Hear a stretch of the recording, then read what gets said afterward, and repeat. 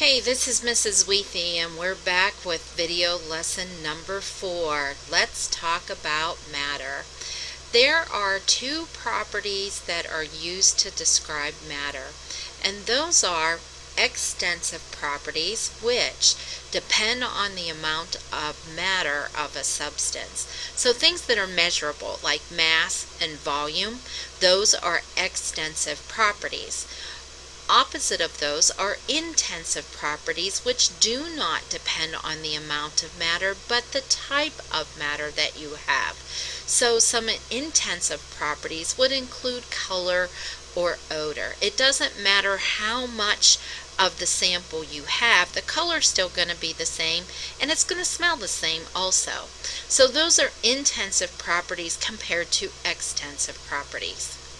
Now, we have two major classifications of matter. One is a pure substance and the other is a mixture. And we're going to be talking about pure substances and mixtures as we continue our study of matter. Now, a pure substance is matter that has uniform and definite composition. That is, every sample is exactly the same. And it doesn't matter where that pure substance comes from. So you can make it into, purify it, make it into pipes, okay, or you can have just pellets of pure copper that you get from a mine. And it doesn't matter where you go. We can produce copper in a laboratory. It doesn't matter where it comes from. It's going to have the same definite composition. Now, all matter has physical properties, and those are characteristics that can be observed or measured without changing the composition or identity of the substance. And that's the key thing, without changing the composition or identity of that substance. If that property doesn't change its identity, then it's a physical property, as opposed to a chemical property, which has the ability to change the identity of a substance. And here's some examples, and these are not the only types of physical properties, but hardness, color, conductivity, the ability to conduct heat or electricity through a substance. You're not going to change it. Copper can conduct electricity, but once electricity goes through the copper wire, it's still copper wire. Malleability, which is the ability to hammer into thin sheets like aluminum foil. You can keep hammering it and hammering it, making it thinner and thinner, but you still have aluminum. Ductility, the ability to be drawn into thin wire like copper. Melting point, boiling point. Once those substance reaches its melting point, it's just going to go from the solid into liquid state, but nonetheless, it's still going to be the same substance, like water. You have an ice cube, it's solid. You melt it, it becomes a liquid. So that temperature at which it melts is a physical property. Doesn't change its identity. States of matter are also physical properties. States of matter is whether it's a solid, liquid, or gas, or a plasma at room temperature. We have 5 states of matter. A solid state has a definite shape, a definite volume. The particles are very closely packed together. They have a vibrational motion. They're fixed into position, but they're still able to move. They vibrate back and forth. So they have a vibrational motion, and because they move, they have a very low kinetic energy. Kinetic energy, the energy of motion. Liquid is a second state of matter, in which it has an indefinite shape, but it can take on the shape of a container, whatever container you put it in. So you can have water in a glass, put it into a beaker, a graduated cylinder.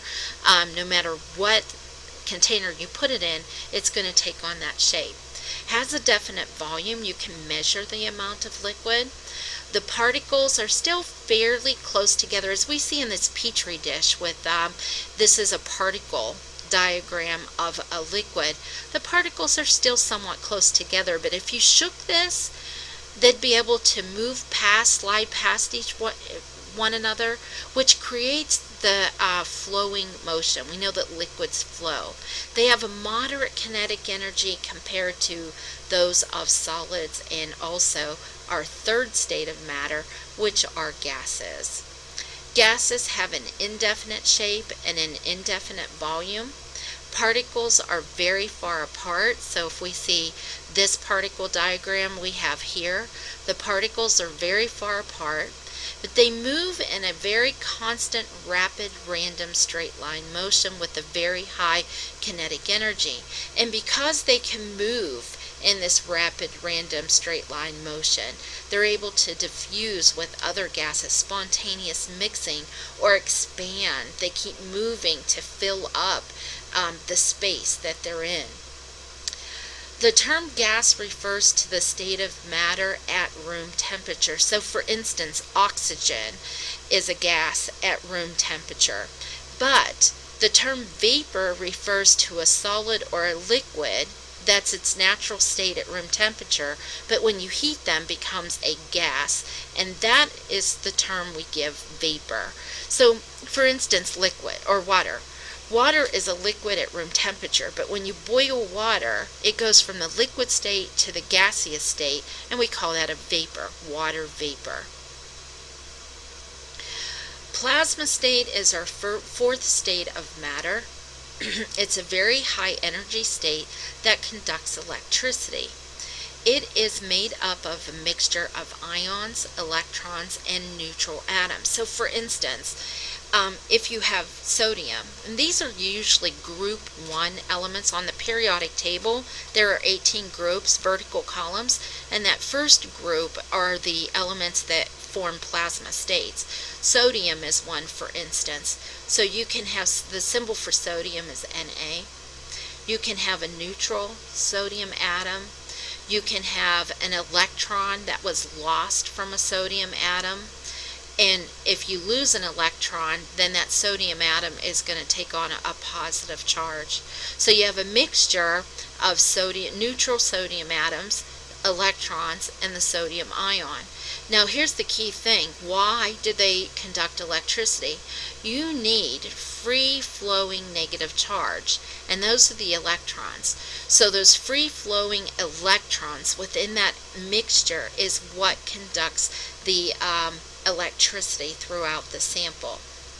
And as I said, we find those in the group 1 elements. Takes place at very high temperatures, so you have to actually elevate the temperature extremely in order to get those elements into the plasma state. A fifth state of matter is called Bose-Einstein condensates.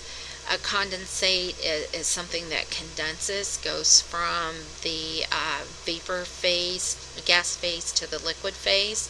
And this takes place at a very, very cold temperatures. In fact, the coldest temperature possible, which is 0 degrees Kelvin or absolute zero. At this state, the fluid is called a superfluid and takes on very bizarre characteristics like a wave-like motion rather than a vibrational motion. And that is the end of video lesson number 4 with our Bose-Einstein condensates. So this is Mrs. Wheathy. So long for now.